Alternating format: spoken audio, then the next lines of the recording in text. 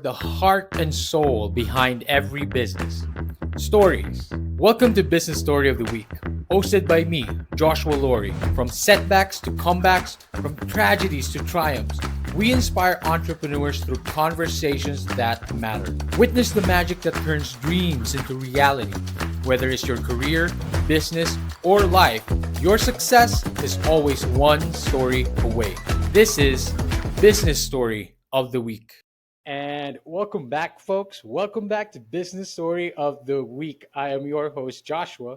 And the question for today is, how do you turn Google's ever changing algorithms into your business's best friend? Well, our guest today is exactly the man to answer that question. Meet Mark A. Preston, the trailblazing SEO advisor and professional speaker who has been transforming businesses and demystifying the complex world of SEO since 2001.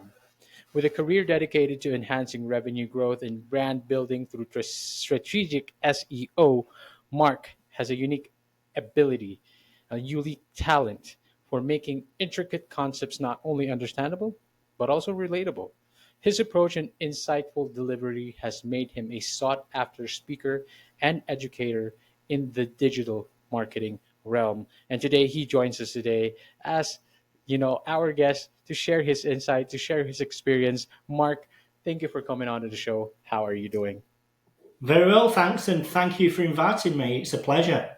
It is. I'm quite excited as well. I'm very interested in SEO. I have so many questions on here. But before we start really getting into it, Mark, I always start the show this way. And I always start with the very beginning. You began your career in SEO over 2 decades ago, 2001, Mark.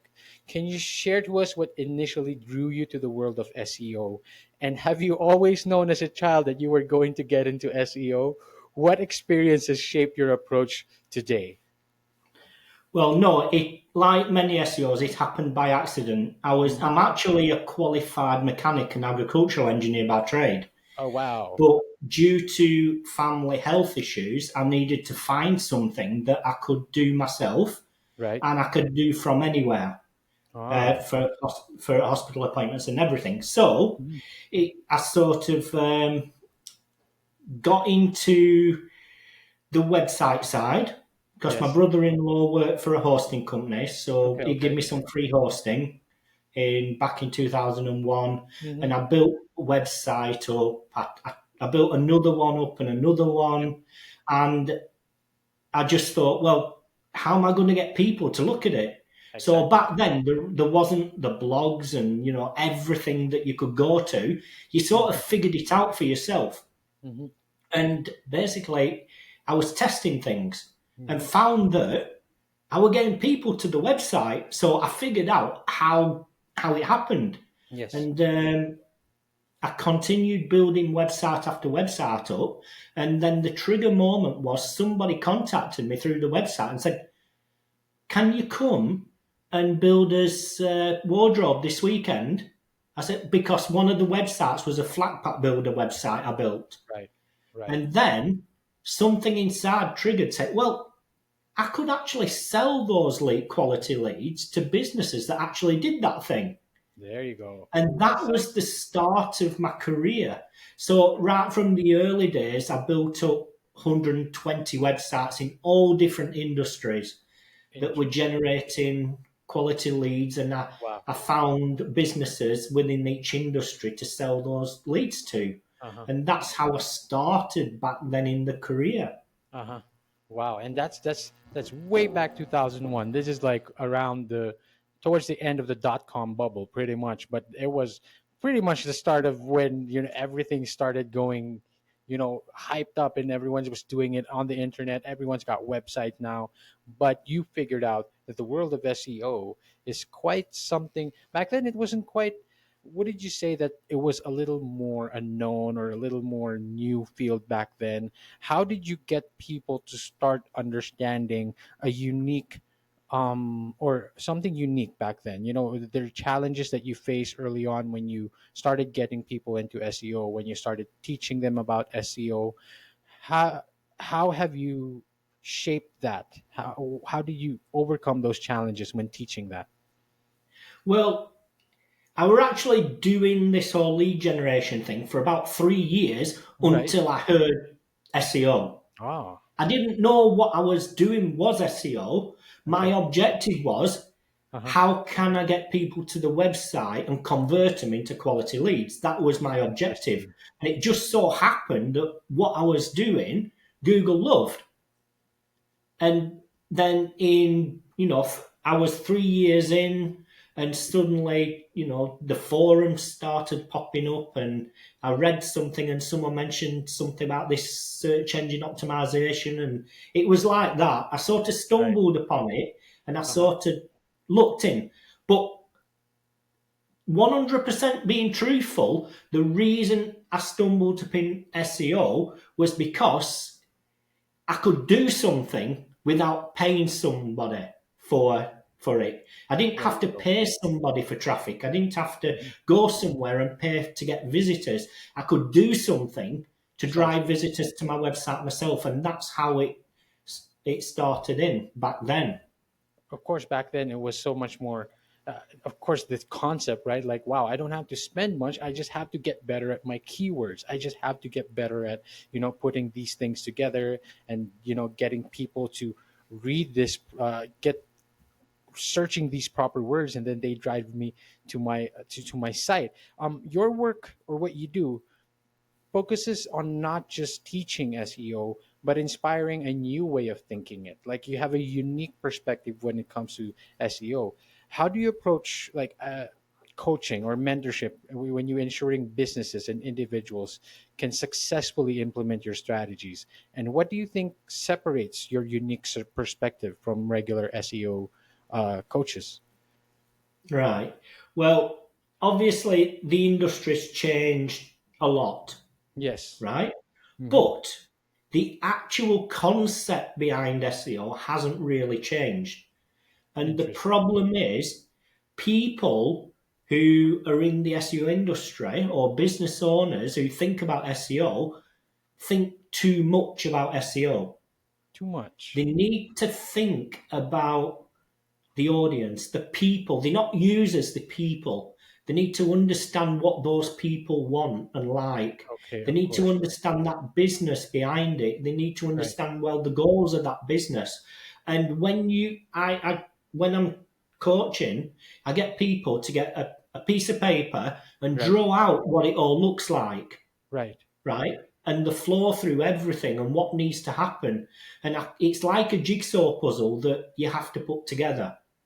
And a lot of the time, that jigsaw puzzle's broken up. So Right. one piece is siloed to this piece and it's not gelled together. And I think my way of teaching things and advising teams Mhm. is to get them thinking in the right way about what they're doing. It's not just they're doing something because somebody said you need to build 20 links. It's not that kind of, it's like, well, how does it fit in? Because so many people are doing stuff that generates zero impact for the business, and Yep. that's the problem. Hmm. So for me, Precisely. it's teaching them the prioritization and what things actually generate impact as opposed to the things that's just nice to do. Right. Precisely. And I remember as which basically taking tasks, doing actions that generate highest revenue, that will generate you the highest revenue right now, or just not just revenue, but impact. This is one of the things that you said, like stop doing things that doesn't generate, that generates zero impact. Stop wasting your time, stop wasting your actions and your efforts into that, your energy into that. But why does SEO particularly come into that criteria? Why is it high impact, and why would you advise to get into SEO when, if you're saying that we have to put effort and energy into high impact returns, things that will give us high value? Why is SEO high value? Well, it's just one of the pieces. Mm, SEO is not an alternative to paid media. It's not an alternative to social media. It's not an alternative to building your brand up on LinkedIn. It's part of it. Not, and you need everything to gel together. Because when somebody goes, if somebody said, check out this company, and they go online and type Yeah. your brand name in, Yeah. everything needs to be positive. Everything needs to gel together. Yeah. It's not just about getting a keyword ranking. It's Hmm. the whole essence behind the brand. And Yes. people predominantly Hmm. do the research about your brand online. Yeah. So, Mark, that is very, very true. It's not an alternative to social media. You still need to do content. You still need to do your ads. You still need to do, you'll be a thought leader. You probably still also need to do your videos and all that stuff. And your social media, of course, it's not an alternative. But at the same time, Mark, you have focused your efforts in SEO, and this has become your expertise for a very long time. Get a little bit more technical with us. SEO, when it comes to just creating backlinks, when creating your websites, and making Google work for you. That was our question earlier, right? So, how do you think, or how have you navigated those realms? And when you teach SEO as one of the legs or one of the support or foundations of a business that is going to boom, how do you approach this now by explaining that, hey, you need SEO, and I offer this much value? But then, how do you get into the technical aspects of that?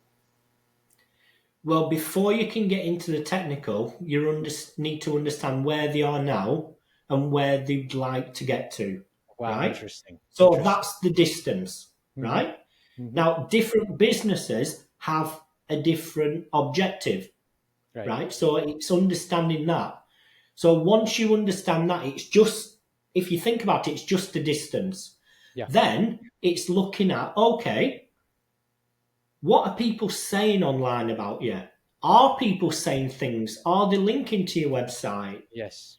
Right. What sort of awareness do you have in your industry, in your geographical area? Mm-hmm. And Mm-hmm. when it comes down to the technical side of it, Yes. obviously you need to make sure the website's, structurally sound Yes. and people can crawl it properly and not Yep. just Google. Uh-huh. Uh, but ultimately, you just ask, well, you know, is your website working for you? Are Right. people actually going to your website and contacting you? Yeah. Yeah. And usually that either says yes, very well, or no.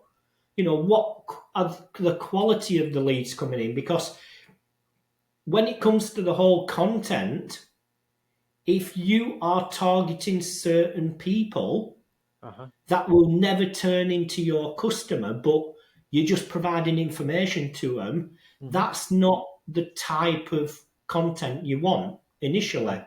Right. You want content to drive people that wants to potentially buy what you're selling. Interesting. So, website has to work. Website has to be accessible. People have to be going to your website in the first place. But there's kind of like a, what do you call this, a contradiction there, Mark. Aren't we doing SEO to drive people into the website? Or why not? So you're saying that we should first determine if people are going to the website. So there's give us enlighten us there, because the contradiction seems like I want people to go to my website, people not going to my website. But you're saying that before your SEO can be effective, we need to make sure that people are actually going to your website. And part of this is knowing what people are searching in that geographical area. What are they interested in?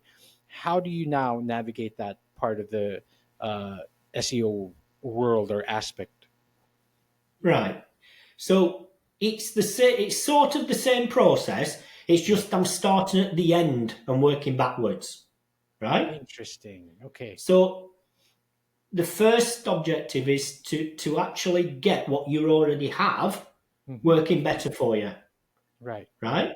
Hmm. You need to make sure that your website converts, because there's no point spending time and energy driving people that you know is not going to convert, right? Then Right. you Of work course. backwards from there.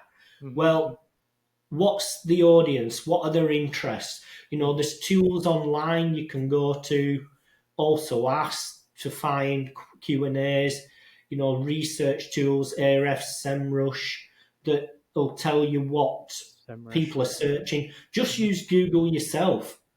And, precisely. when you start typing in something, there's a drop down. Well, them are the related things that Right. people are looking for. Mhm, Well, if you don't have a page on your website relating to those things mhm, people are searching for, right. that's the first thing you need to sort out, There you go. right? Okay. So the problem is people are trying to target things when they don't have a page relating to that thing. Precisely. Okay. And the more specific you can be, the better.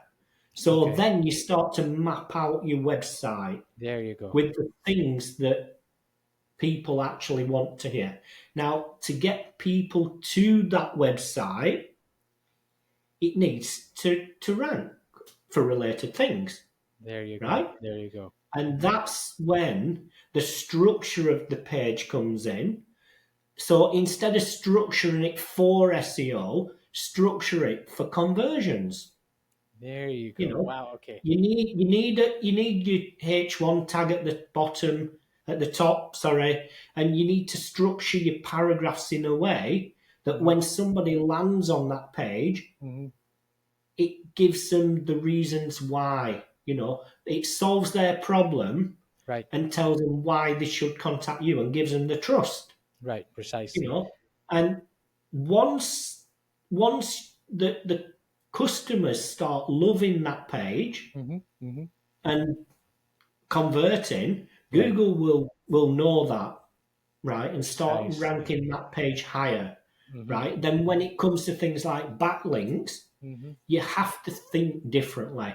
It's hmm not that, oh well, I want to get my link on a high authority website. Right. Think about it differently. Think about, well, what websites out there share the same audience as me, Interesting. right? Interesting. Because the ultimate goal of a backlink is to Right. get somebody to click on it, Hmm right? Now, if somebody's clicking on those backlinks, they become a lot more valuable Very rather than just clear. building backlinks on Mhm. sites that nobody really reads, or it's not the same audience as you. It's that relationship between your website and the website you're linking from. Precisely. Okay.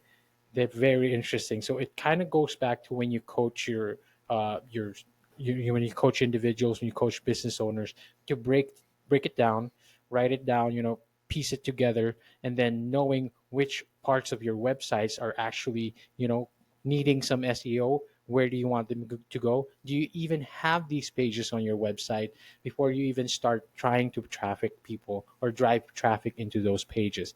Um, I kind of want to get a little bit more, give us a little bit more insight on how SEO algorithm, particular in search engines, work in particular. Now we've been talking, just we've been talking about website. How about without websites? Say people are using social media, and you have a podcast yourself. You upload on YouTube. I upload my episodes on YouTube, and we all know that YouTube is under Google, right? So when we come up with SEO, how do we optimize really our keywords when it comes to our social media, when it comes to the titles of our YouTube videos, the hashtags in there? There is a term I'm trying to recall where if you put too many words in there, you're killing your keyword. There's a term. It's like a keyword diversity, right? And you don't want to put too many words in there. Does that mean you also don't want to put too many words in your YouTube descriptions? Do you also not want to put too many words in your social media captions? So these are particularly just different platforms. How do you drive, or how do you now apply the aspects or the fundamentals of SEO without a website? Well, when it comes to social media, it's not about keywords on social media. Right. So you want to do something that gives value and connects with people, your audience. Of course. And Of course. social media rewards you the more engagement you get. Uh-huh. So basically, when you do a post on social media, it only gets shown to about 5 to 10% of your audience, right? Okay. Then hmm how social media works is the more people that interact with that post, like, share, comment, the more the audience expands.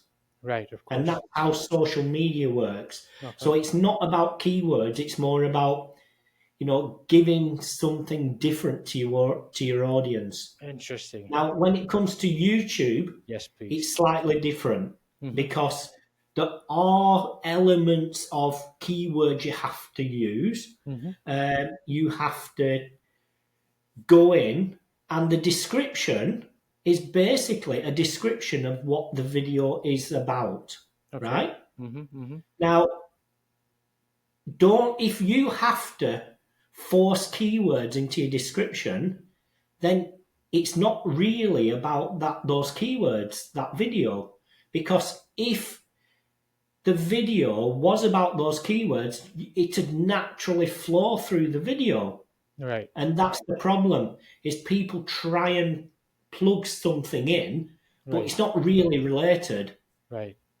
So you need to have the descriptions based on the actual video. What's the video about? But telling people what the value of it, Mm-hmm. what are the insights, what Mm-hmm. will they get out of watching the video, and Mm-hmm. all that kind of thing. Then obviously there are tags that you can put in Yes. YouTube, Mm-hmm. but you can use a third party tool like TubeBuddy Right. to actually integrate that into your YouTube channel. So Okay. basically, that will help you determine what tags to use. I Interesting. mean, just going out and putting any random words in isn't really going Mm-hmm. to do it. But using a tool like that, that's basically got all this information about YouTube already, and it understands what's going on, Mm-hmm. that's the sort of tool you can use Right. on YouTube to get. And people forget it's not just about searching on YouTube. Right. If your videos Uh-huh. are quality and YouTube starts rewarding them, then they'll start showing in Google search as well. Because Google search now is very multidimensional. Of course. Of course. And that's the golden nugget.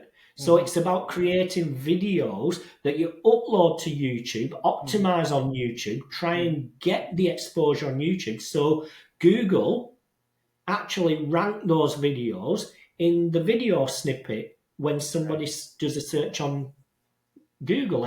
And because people are more visually orientated now, Right. they'd rather watch a video than read, you know, a full article. Of course. Then that is one of the key things that, that's what I mean. It's not just one thing. It's not Right. just about backlinks and content on your website. It's about Exactly. looking at all There you these go. other things. And Right. people in the industry, they call it holistic SEO. But Holistic. realistically, Uh-huh. it's just about, well, just be in front of where your audience is. Right, of course. Being visible, being the expert in that field, making sure that you're always shown to, know what you're talking about. You're the expert in that field by putting out those contents, putting out those information and giving back value. Not just about backlinks, but also, these contents in this video. That's very, very insightful. Answer this quick, Mark. The did I get that right? Keyword diversity, you don't want to overload your content or your website content too much words with too much keywords. What's the term? Is that did I say that right? Keyword density, but Density. There you go. that's fictitious. Really, Yes. and enlighten us, please. Basically, if it used to be years and years and years ago that you had to have the keyword a percentage of the content, but I'm going back like 15 years. I Wow. mean, it hasn't been like that for so long now, over Wow. a decade. Wow. And the problem is people think if they're in that keyword density mindset, Hmm. they're thinking about SEO wrong, Interesting. right? Interesting. Because Google do not rank keywords; they rank intent now. Say that again. So Google doesn't rank keyword; they keyword, rank. Google do not actually rank the keyword, they rank the intent of those keywords, Interest, interesting. That is right? why you So mentioned if that. Sorry. That's why you mentioned you don't put in any just random words. It has to be intentional. Yeah, well, it's about the intent behind the content you're providing. No Precisely. matter if it's a blog page, whether it's a sales page, whether it's a e-commerce page, Mm-hmm. or whether it's a YouTube video description or whatever, if you're trying to plug keywords into things, Mm-hmm. then that's the wrong approach. Interesting. You need to make sure that the intent of the page, what's the purpose? When I say intent, the purpose, right? Right. So when Right. somebody's searching for um, a red dress, Right. what do they want? A red dress. Yeah. Well, obviously, then they go to the page, and that page, there's multiple variations of red dress, Mm-hmm. right? Mm-hmm. But Mm-hmm. you have to think about, okay, well, my audience, when they're searching this, Right. what actually do they want? And you have to think about it as in multiple intents because there's certain words and certain phrases that people search that relate to multiple things. Right. For an instance, viola is a Okay. flower Right. and an instrument.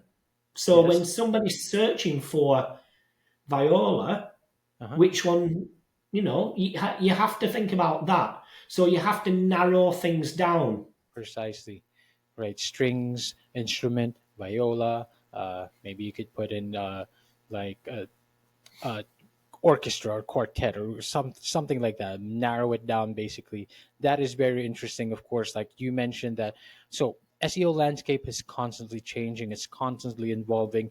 Keyword density that I've still been hearing today has been gone. It has been fictitious. 15 years ago, it no longer applies. It's still about purpose today. What purpose is that content and what content are you putting out? That's very interesting. And you've mentioned to us all this technical stuff when it comes to algorithm, Google's algorithm, that it doesn't rank keyword, it ranks intent. It ranks your content's purpose, basically, right? Because you can put all the right keywords, but if your content doesn't relate, right, your content isn't relevant to what they're searching for, and your content isn't being seen, Google's not going to put those on those first pages. Am I correct? Yes, I mean, just as an example, that I've created one page Hmm. for a company I advise, Right. and it's only about 500 words. But when you search the main keyword, the tool said it gets around 200 searches a month, right? Wow. Okay. That one page, I'm not talking about search volume, I'm talking about visitors. That one Right. single page generates 3,500 visitors Wow. because it ranks for all the keywords relating to the intent of the page. Interesting. Very interesting. So that's very key to what you do. Mark, SEO changes all the time, constantly evolving. How are you navigating this? And when it comes to teaching the trends and changes you observed recently, how should businesses also adapt their strategies to stay ahead? Right. There's lots and lots of advice online Yes. about Google algorithms, Mm-hmm. but what works in a certain way for one business might be totally different than another, right? Right. Interesting. My advice is not to jump in based on anybody's specific advice that you've read, Of because course. that might be a different context that it Interesting. worked in. Okay. Instead, you need to monitor the impact of those Impact. changes, Mm-hmm. right? So Impact. you need to look at your Google Analytics. You need Mm-hmm. to look at the stats. You need to look at how many leads you had before and after. You Mm-hmm. need to look at all these things. Mm-hmm. So you need to, first of all, understand the difference that update has made to your business, positive or negative. Interesting. And only until you have that Hmm. information Hmm. can you then put something in place to actually Hmm. move forward. Right. Precisely. And the thing is, I mean, Google's a minefield. You know, they've recently in the US launched the AI overviews, Mm, you know, and it's something new. right. Is it perfect? No, it's not. I Right. mean, you know, it's not perfect. In a Yes. perfect world, Hmm. everything would, you know, be ranking number one and that be it, but it's not. Right. So it's a world where you're constantly monitoring things Right. Precisely. to see And what's impactful for you yourself. precisely. And that one size doesn't fit all. Monitor things, monitor trends, monitor changes, but at the same time, make sure it tailor fits to you. Make sure you understand your own business and your own goals, and of course, your own intent and purposes.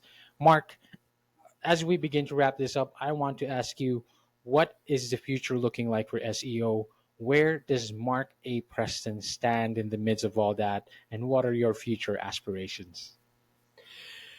Well, as far as the future of SEO, SEO will always evolve. Right. And the people that evolve with it are Hmm. the winners. The people that want to still do what they used to do are the ones Interesting. that's going to be left behind. Interesting. And for me, it's just getting people and companies and marketing teams to understand that and how to deal with those changes. And as far as my future's concerned, well, I'm just going to carry on advising agencies and companies and marketing teams Interesting. on the best way forward for their business. Wow. Well, you certainly have given us a lot of advice and insight in this episode, Mark. Thank you so much for your time. Before I let you go, where can we find you? Where are you most active at? Where can we get to know Mark and, share us your website and, of course, your very successful podcast as well? Tell the audience and listeners. Yes, well, my website's markapreston.com Mm-hmm. and you can find me on LinkedIn. Just search Mark A. Preston, Mm-hmm. and I'm on X, You are Mark on A. LinkedIn. Preston, but at Mark Preston 1969 because I'm very old. Well, well, you do not look a day older than you are. 1969. You could have tricked me in 1996, Mark. Mark, thank you so much for your time. Thank you so much for all the insights as well. I surely have, personally for me, I learned a lot. I speak for our audience and listeners as well. Mark, one last thing to tell the audience and listeners. Take us home. Be yourself. Be yourself. People Wow. want authenticity, Wow. Wow. right? If you're trying to be something you're not and you're Yeah. trying to get your business to be something it's not, Hmm. you'll come unstuck. Just be yourself Hmm. and talk to your audience as yourself, Wow. Interesting. That is and very true. you'll connect emotionally to them. Precisely. That's if not that. That is probably the secret sauce to connecting to your audience and to connecting to everyone globally, right? Just be yourself, and you'll find your own niche. You'll find your own crowd. And you'll find your own tribe. Mark, thank you so much for your time. Thank you for coming onto the show. Thank you for inviting me. It's been an absolute pleasure. Fantastic. And to all our audience and listeners out there, see you on the next one. All right, so here's the thing, we try to get a little bit better every day, but we can't do it without you. So if you like the video, make sure to like and subscribe below. And if you have any comments, just leave them in the space under.